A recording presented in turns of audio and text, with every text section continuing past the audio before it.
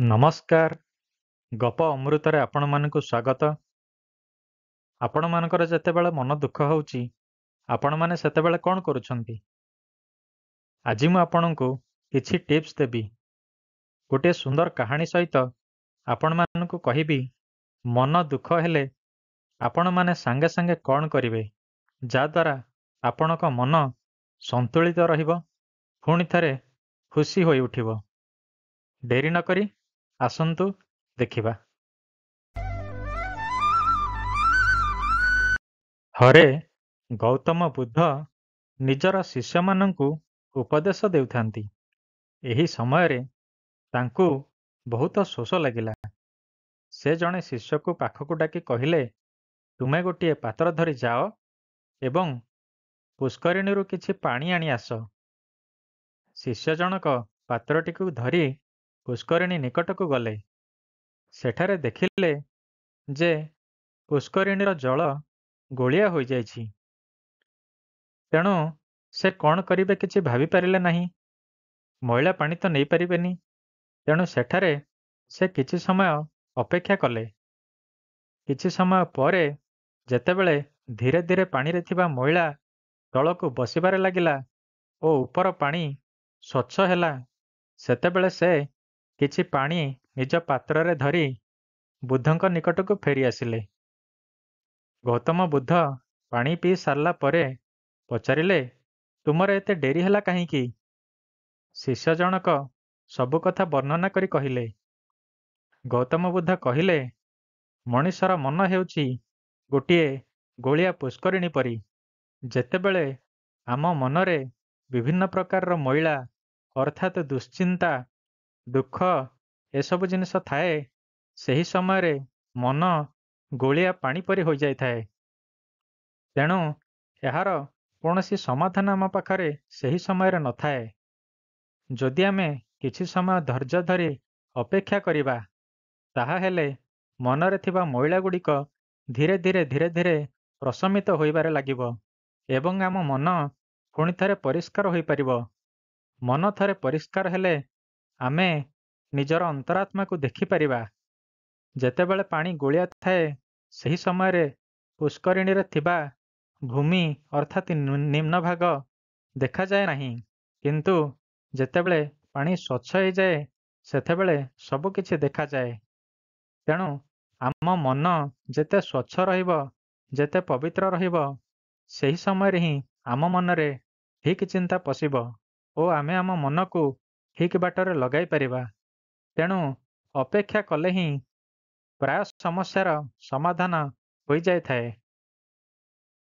ଆପଣମାନେ ଲକ୍ଷ୍ୟ କରୁଥିବେ, ଯେତେବେଳେ ପାଣି ଗୋଳିଆ ଥାଏ, ମାଟି ହିଁ ପାଣିକୁ ଗୋଳିଆ କରିଥାଏ। ସେହି ମାଟି ପାଣିରେ ମିଶି ପାଣିକୁ ଅପରିଷ୍କାର କରେ। କିନ୍ତୁ ଯେତେବେଳେ ଆମେ ସେହି ମାଟିକୁ ଗୋଟିଏ ରୂପ ଦେଉ, ଅର୍ଥାତ୍ ସେହି ମାଟିରେ ଆମେ ଗୋଟିଏ ମାଠିଆଟିଏ ତିଆରି କରୁ, ସେହି ମାଠିଆରେ ସ୍ୱଚ୍ଛ ପାଣି ଦୀର୍ଘଦିନ ପର୍ଯ୍ୟନ୍ତ ରହିଥାଏ।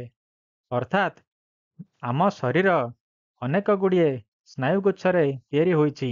ଯେଉଁ ସ୍ନାୟୁଗୁଚ୍ଛଗୁଡ଼ିକ ଆମ ମନକୁ ନିୟନ୍ତ୍ରିତ କରୁଛନ୍ତି, ଆମ ମସ୍ତିଷ୍କକୁ ନିୟନ୍ତ୍ରିତ କରୁଛନ୍ତି, ସେଗୁଡ଼ିକ ଆମର 5ଟି ଇନ୍ଦ୍ରିୟ ସହିତ ଯୋଡ଼ା ହୋଇଛନ୍ତି। ଯଦି ଆମ ଇନ୍ଦ୍ରିୟଗୁଡ଼ିକରେ କିଛି ଅସନ୍ତୁଳନ ଦେଖାଯାଏ, ତାହାହେଲେ ଆମ ମନରେ ଗୋଳିଆ ପାଣି ପରି ବିଭିନ୍ନ ପ୍ରକାର ଦୁଃଖ ଆସିଥାଏ। ତେଣୁ ଯଦି ଆମେ ଇନ୍ଦ୍ରିୟଗୁଡ଼ିକୁ ସନ୍ତୁଳିତ କରି ଶରୀରଟିକୁ ତିଆରି କରିବା, ତାହାହେଲେ ସେହି ସୁସ୍ଥ ଶରୀର ଭିତରେ ଗୋଟିଏ ସୁସ୍ଥ ମନ ରହିପାରିବ। ତେଣୁ ବନ୍ଧୁଗଣ, ଯଦି ବାରମ୍ବାର ଆପଣଙ୍କର ମନ ଦୁଃଖ ହେଉଛି, ତାହାହେଲେ ଆପଣମାନେ ମୁଁ ଯେଉଁ ଉପାୟଗୁଡ଼ିକୁ ବତଉଛି, ସେଗୁଡ଼ିକୁ ମନ ଦେଇ ଶୁଣନ୍ତୁ। ନିଶ୍ଚିନ୍ତ ଭାବରେ ଆପଣଙ୍କର କାମରେ ଆସିବ। ପ୍ରଥମେ ଆପଣ ନିଜ ମନ ଦୁଃଖର କାରଣ ଖୋଜନ୍ତୁ। ଅନେକ ସମୟରେ କୌଣସି କାରଣ ଯୋଗୁଁ ଆପଣଙ୍କର ମନ ଦୁଃଖ ଥାଏ। ଯେତେବେଳେ ଆପଣଙ୍କର ମନ ଦୁଃଖ ରହୁଛି, ଅସଲି କାରଣଟିକୁ ଖୋଜନ୍ତୁ। ବେଳେବେଳେ ମନ ଭ୍ରମରେ ପଡ଼େ, କୌଣସି ଛୋଟିଆ କାରଣକୁ ବଡ଼ ଭାବି ନେଇଥାଏ, କିମ୍ବା ଯେଉଁ ଜାଗାରେ କୌଣସି କାରଣ ନଥାଏ, ବିନା କାରଣରେ ମଧ୍ୟ ମନଟା ଦୁଃଖ ଜଣାପଡ଼େ। ତେଣୁ ପ୍ରଥମ କର୍ତ୍ତବ୍ୟ ହେଲା, ଆପଣ ନିଜ ମନ ଦୁଃଖର କାରଣ ଖୋଜନ୍ତୁ ଏବଂ ତାହାର ସମାଧାନର ଉପାୟ ମନେ ମନେ ଚିନ୍ତା କରନ୍ତୁ। ଦେଖିବେ ଧୀରେ ଧୀରେ ଆପଣଙ୍କ ମନ ସ୍ଥିର ହେବ ଏବଂ ଆପଣ ନୂତନ ଉପାୟଟିଏ ଖୋଜି ପାଇବେ। ଦ୍ୱିତୀୟରେ, ଯଦି ଆପଣମାନଙ୍କର କୌଣସି ଜିନିଷ ପ୍ରିୟ, ଅର୍ଥାତ୍ ଆପଣ କୌଣସି କାର୍ଯ୍ୟ କରିବାକୁ ବା ଆପଣଙ୍କର ଯାହା ହବି ତାହା କରିବାକୁ ଯଦି ଆପଣ ଭଲ ପାଆନ୍ତି, ସେହି ଜିନିଷଟିକୁ ତତ୍କ୍ଷଣାତ୍ ଆରମ୍ଭ କରନ୍ତୁ। ଯଦି ଆପଣ ଗୀତ ଶୁଣିବାକୁ ଭଲ ପାଆନ୍ତି ବା ଠାକୁରଙ୍କ ଭଜନ ଶୁଣିବାକୁ ଭଲ ପାଆନ୍ତି, ତାହାହେଲେ ଭଜନ ଶୁଣିବା ଆରମ୍ଭ କରନ୍ତୁ। ଯଦି ଆପଣଙ୍କ ମନରେ ଦୁଃଖ ବାରମ୍ବାର ଆସୁଛି, ତାହାହେଲେ ଜଗନ୍ନାଥଙ୍କର ଭଜନଟିଏ ଶୁଣନ୍ତୁ। ଆପଣମାନେ ଭିକାରୀ ବଳଙ୍କର ସେହି ଭଜନ ଦେ ରେ କାଳିଆ ଦେ, ଏହାକୁ ପରୀକ୍ଷା କରି ଶୁଣନ୍ତୁ।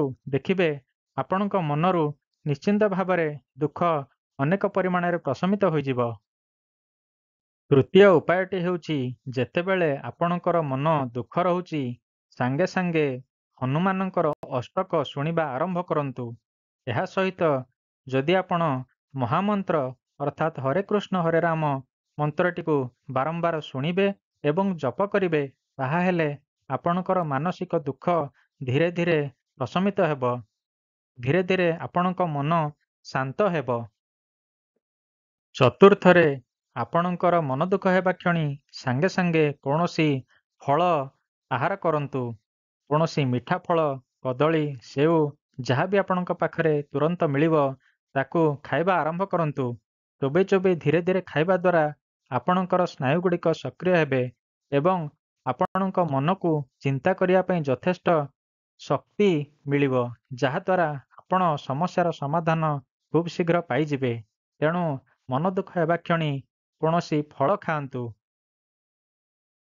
ପଞ୍ଚମରେ, ଆପଣ ଯଦି ଅଧିକ ମାନସିକ ପରିଶ୍ରମ କରୁଛନ୍ତି ଏବଂ ବାରମ୍ବାର ଆପଣଙ୍କର ମନ ଗୋଟିଏ ଜିନିଷ ଆଡ଼କୁ ଚାଲି ଯାଉଛି, ପୁଣି ବାରମ୍ବାର ସେହି କଥା ମନେ ପଡ଼ୁଛି ଏବଂ ଆପଣ ଦୁଃଖୀ ହୋଇଯାଉଛନ୍ତି, ତାହାହେଲେ ସେହି ସମୟରେ ଟିକିଏ ପରିଶ୍ରମ କରି ସଂଖ୍ୟାଗୁଡ଼ିକୁ ଓଲଟା ଗଣିବା ଆରମ୍ଭ କରନ୍ତୁ। ଅର୍ଥାତ୍ 10ରୁ 1 ପର୍ଯ୍ୟନ୍ତ କିମ୍ବା 100ରୁ 1 ପର୍ଯ୍ୟନ୍ତ, ଏମିତି 100, 99, 98 ଏଭଳି ଗଣିବା ଆରମ୍ଭ କରନ୍ତୁ, ଯାହାଦ୍ୱାରା ଆପଣଙ୍କର ମନ କୌଣସି ପ୍ରକାର ହିସାବ କିତାବରେ ଲାଗିଯିବ। ସଂଖ୍ୟାଗୁଡ଼ିକୁ ଆପଣ କଳ୍ପନା କରିବାକୁ ଲାଗିବେ, ଯାହାଦ୍ୱାରା ମନ ସକ୍ରିୟ ହେବ ଏବଂ ଏକାଗ୍ରତା ଜାଗ୍ରତ ହେବ। ଏହାଫଳରେ ଆପଣ ପୁରୁଣା କଥାଟିକୁ ପାସୋରି ଯିବେ ଏବଂ ଆପଣଙ୍କ ମନ ପୁଣି ଶାନ୍ତ ହୋଇଯିବ। ବନ୍ଧୁଗଣ, ଏହି 5ଟି ଉପାୟ ଆପଣମାନଙ୍କୁ ମୁଁ କହିଲି, ଯାହା ଆପଣ ସାଙ୍ଗେ ସାଙ୍ଗେ ପ୍ରୟୋଗ କରିପାରିବେ ଏବଂ ଯେଉଁ ସମୟରେ ଯେକୌଣସି ଜାଗାରେ ଥାଇ ମଧ୍ୟ ଆପଣଙ୍କର ମନ ଯଦି ଦୁଃଖ ହେଉଛି, ଆପଣ ଯେଉଁ ଉପାୟଟି ସହଜ ଲାଗୁଛି ତାକୁ ଗ୍ରହଣ କରି ଆପଣେଇଲେ ନିଶ୍ଚିନ୍ତ ଭାବରେ ଏହାର ସୁଫଳ ପାଇପାରିବେ। ବନ୍ଧୁଗଣ, ଯଦି ଭିଡ଼ିଓରେ ଥିବା ସୂଚନା ଆପଣଙ୍କୁ ଭଲ ଲାଗିଛି, ତେବେ ଭିଡ଼ିଓଟିକୁ ଲାଇକ୍ଟି ନିଶ୍ଚୟ କରନ୍ତୁ।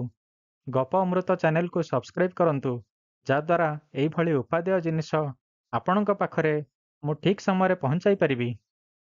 ପୁଣି ଆସିବି ଏହିଭଳି କିଛି ଆଧ୍ୟାତ୍ମିକ ଗଳ୍ପକୁ ନେଇ। ସେ ପର୍ଯ୍ୟନ୍ତ ବିଦାୟ ଦିଅନ୍ତୁ। ଧନ୍ୟବାଦ।